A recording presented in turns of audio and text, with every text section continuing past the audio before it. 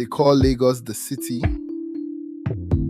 They call Lagos the city of excellence, the city that never sleeps. But if you listen closely to the wind howling under the third mainland bridge at 2 a.m., you would hear the truth. Lagos is a beast, a hungry beast. It feeds on energy, it feeds on hustle. And sometimes, when the traffic is gridlocked and the heat is unbearable, it feeds on souls. Sit down, let me tell you a story. It is not a story you will find in the newspapers. It is a story whispered by the Agberos at the bus park and the CEOs in the private jets. It is the story of Tola. You might know Tola. In fact, you might be Tola. He was that guy you see every day. The graphic designer with the worn-out shoes. The young man sweating in a Danfo bus, clutching a laptop bag like it contains the nuclear codes, when really, it just contains a portfolio that nobody wants to look at. Tola was a good man. But in Lagos, being good doesn't pay the rent. And being good certainly doesn't cure kidney failure. And that was the problem. His younger sister, BC, she was dying. And Tola was running out of time. Let me paint the picture for you. It was a Tuesday. The kind of Tuesday where the humidity hugs you like a wet blanket. Tola was stuck in traffic on the bridge. The go slow was demonic. No movement for 2 hours. He looked at his phone. 4% battery. A text message from the dialysis center. Treatment suspended until payment is made. Friday is the deadline. Friday, 3 days away. He needed 500,000 naira. He had 3,500 naira in his pockets. The despair that hit him wasn't loud. It was silent. Have you ever felt that? When you are so tired of struggling that you don't even have the energy to cry? Tola looked out the window at the dark lagoon water below. He wondered, just for a second, if jumping would be easier than facing BC's eyes when he told her he failed. And that is when the devil enters the room. Or in this case, the boss. The man sitting next to him didn't look like a devil. He looked like an impossibility. In a sweaty, dirty, yellow bus, this man was wearing a pristine white agbada, not a speck of dust. He smelled of oud wood and old money. The stranger didn't look at Tola. He just spoke. He said, "The traffic is not on the road, my friend. The traffic is in your destiny." Tola laughed, a bitter, tired laugh. He told the man, "Oga, destiny doesn't pay for dialysis." The man smiled, a smile that didn't reach his eyes. He handed Tola a card, black, gold lettering, no name, just an address in Victoria Island and a time, midnight. The man said, "I am an architect. I don't build houses. I redesign lives. If you are tired of the traffic, come and see me." When Tola looked down at the card and looked up again, the seat was empty. The bus was moving. The man was gone. Now, a wise man would have thrown that card away, but desperation makes us fools. At midnight, Tola stood in front of a glass tower in 6. The security guards didn't stop him. They looked through him as if they were expecting him. He went up to the penthouse. The elevator ride felt like it took a year. When the doors opened, he saw him, the stranger from the bus, Chief Fuad. The room was filled with hourglasses, but they didn't have sand in them. They had glowing blue dust. Chief Fuad offered Tola a drink. He said, "Tola, I know about BC. I know about the rent. I know about the girl who left you because you were too broke." Tola asked, "Are you a magician?" Fuad laughed. "No, I am a trader. I buy wasted time. You see, Tola, you are going to be rich eventually. You are talented, but it will take you 10 years of suffering to get there. I can take those 10 years away. I can give you the destination right now. Overnight success." Tola asked the question we would all ask. What do you want in exchange? Fuad pointed to the floor, to Tola's shadow. "I want that. Your shade. You don't need it. We have electricity. We have AC. Who needs a shadow in the city of lights?" It sounded like a joke, a metaphor. Tola thought, "My shadow? Is this man crazy? If I give him my shadow and he gives me 500 million, I have scammed him." He thought of BC hooked up to the machine. He thought of the shame of poverty. Tola nodded. "Take it." Fuad snapped his fingers. The lights in the room flickered. Tola felt a ripping sensation, not physical pain, but a tearing in his spirit. He looked down. Under the bright chandelier lights, he cast no shadow. The shadow was trapped in one of the hourglasses. Fuad handed him a briefcase. "Done. But remember, Tola, you belong to the code now. Never forget that." Welcome to the fire, where every spark holds a story.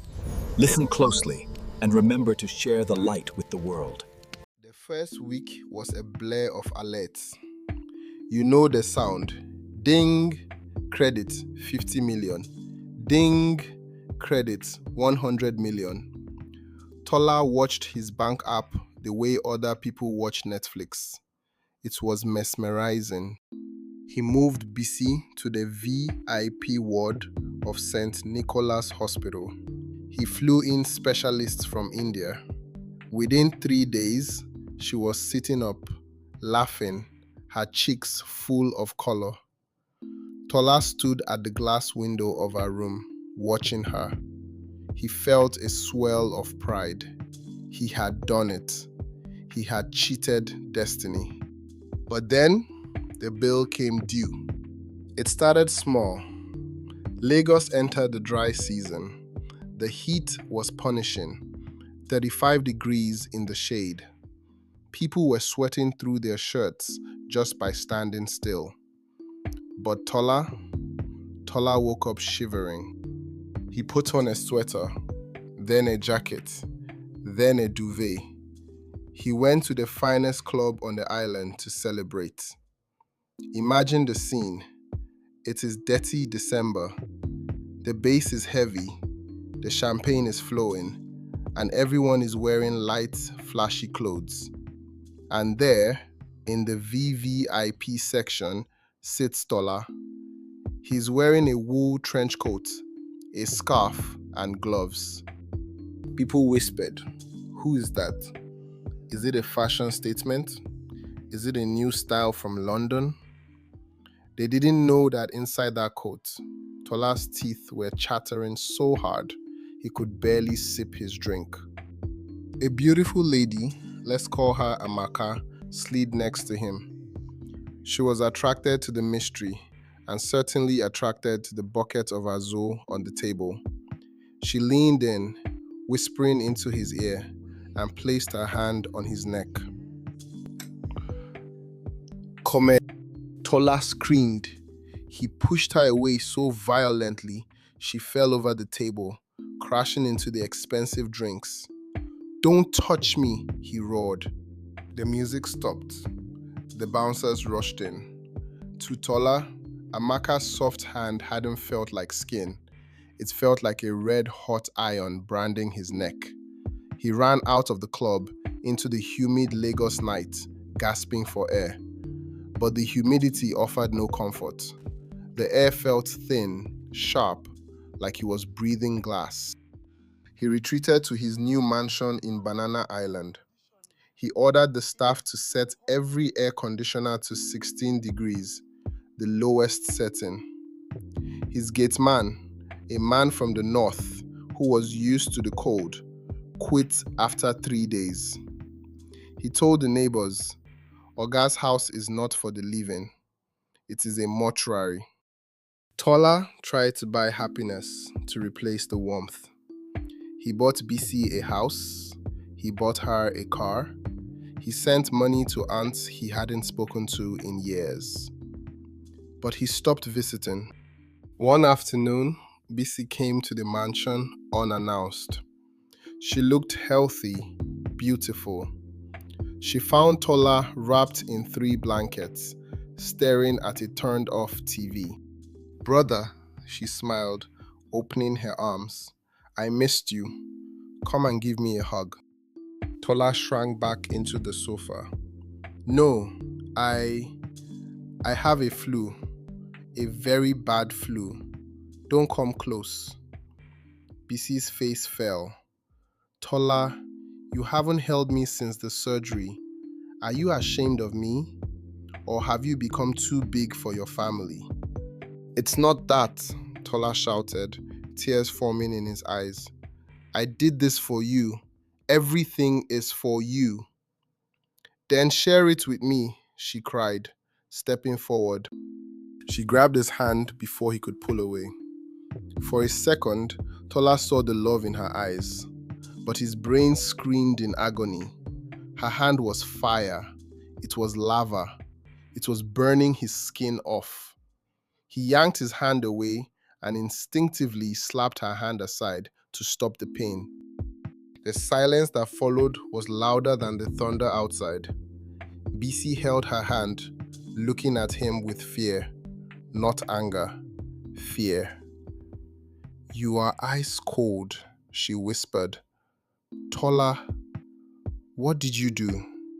She left, and as she walked out the door into the sunshine, Tola watched from the window. He yearned to run after her, to bask in the sun. But he knew the sun would no longer warm him.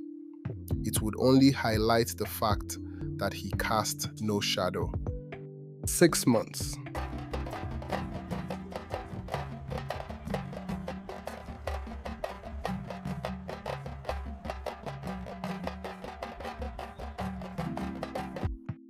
Six months. That is how long it takes for a man to disappear while he is still standing in the room. Tola stopped going to the office. He stopped answering calls. His skin had turned a pale, sickly gray, almost translucent. If you looked closely at his hands, you could see the blue veins underneath, pumping blood that had no heat.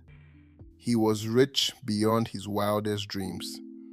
His accounts were swelling with interest. But what is the point of owning the world if you cannot touch it? The food he ate had no taste.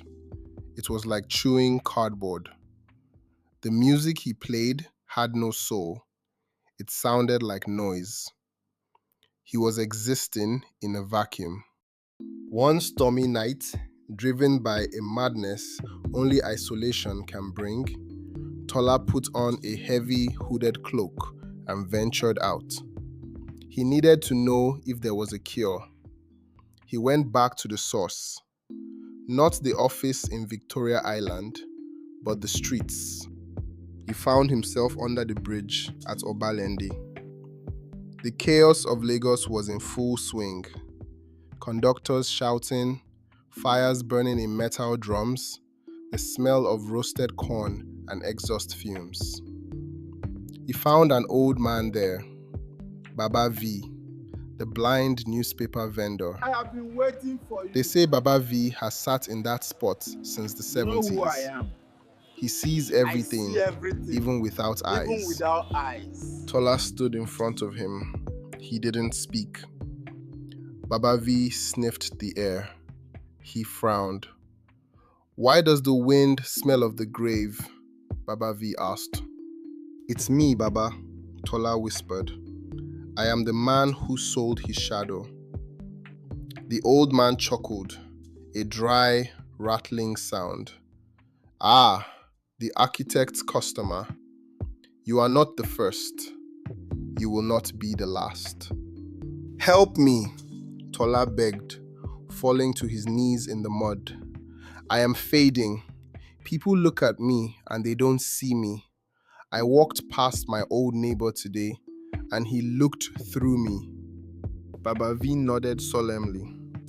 "A shadow is not just a dark spot, my son. A shadow is your weight on this earth. It is the proof that you exist in the light. Without it, you are just a memory, waiting to be forgotten. Soon, you will be invisible completely. You will scream, and no one will hear you. You will be a ghost with a bank account." "How do I get it back?" "You can't buy it back," Baba V said, turning his face away.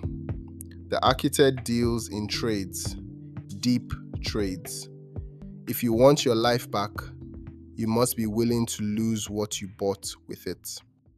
Tola staggered back to his car. The words rang in his head. Invisible. He returned to his mansion, but the mansion felt different. The furniture seemed to be losing its color. The silence was heavy. And then the intercom buzzed. It was BC. Again. But this time, she wasn't alone. She was with a doctor and a pastor. "Tola," she screamed through the gate. "Open this gate. We are breaking it down." Tola watched the monitor. He saw his sister, desperate, crying. He saw the love he had sacrificed his soul to protect. He realized Baba V was right. He was fading. He looked in the hallway mirror. His reflection was blurry. If he stayed here, he would vanish, and BC would be left with a fortune and a missing brother. She would spend her life looking for him, never knowing he was trapped in the cold air beside her. He couldn't let that happen. He couldn't be a ghost haunting his own sister. He hit the intercom button. His voice was weak, like a radio losing signal. "BC, don't come in. I'm going to fix it." "Fix what?" "Tola, please." "I'm going to fix the traffic," he said weirdly. "I'm going to clear the road." He grabbed his keys. He didn't take a jacket this time. He let the cold bite into his bones. It didn't matter anymore. He drove the G-Wagon out of the garage, smashing through the wooden gates before the security could open them. He sped past BC, who screamed his name. He didn't look back. If he looked back, he would stay. Tola!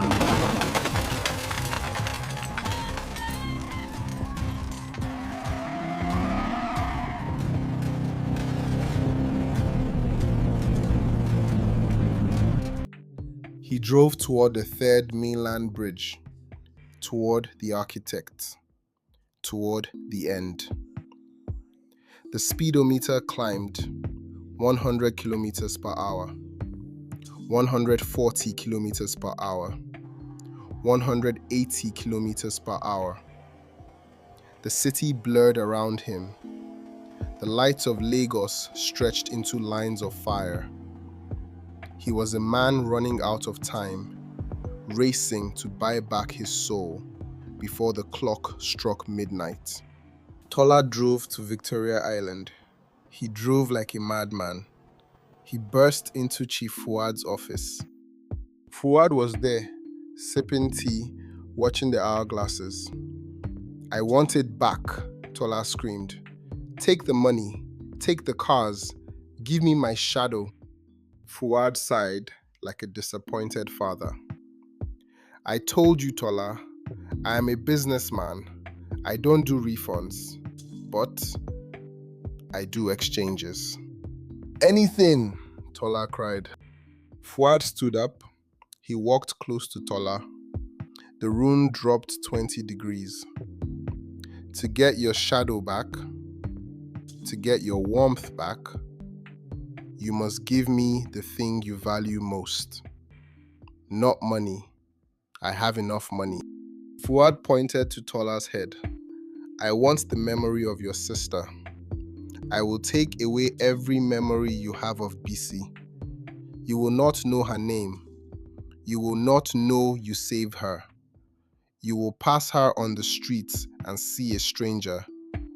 You will be warm again, but you will be alone. The silence in that room was heavy. Tola fell to the floor. If he kept the shadow, he died. If he gave up the memory, BC became a stranger. But if he forgot her, he would stop suffering. He looked at Fuad. He looked at the hourglass containing his shadow. And then, Tola did something unexpected.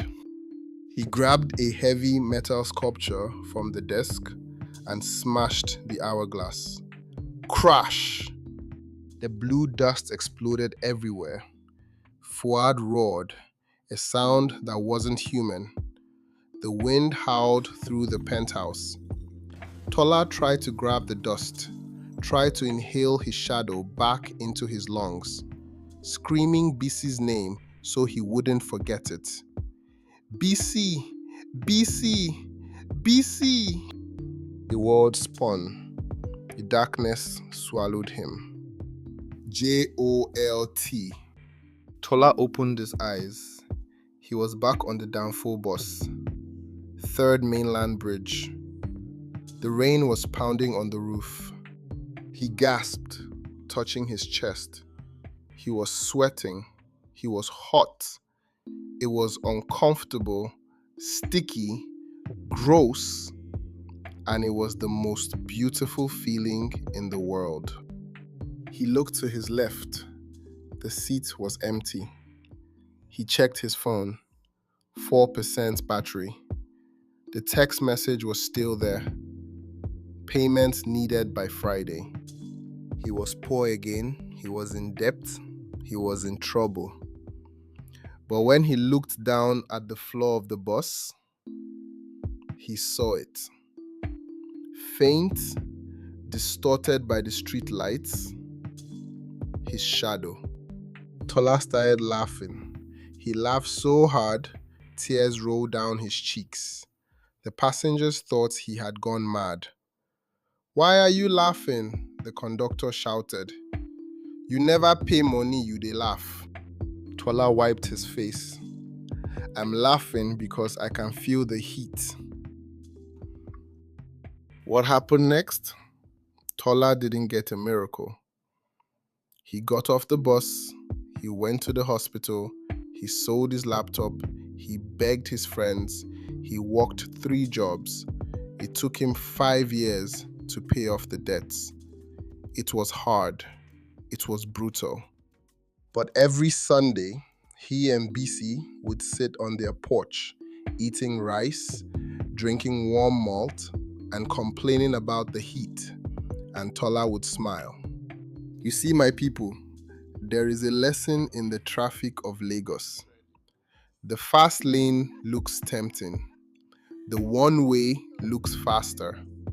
But the toll gate at the end, it costs more than you can afford. Tola, you think you can escape me? I will be seeing you soon.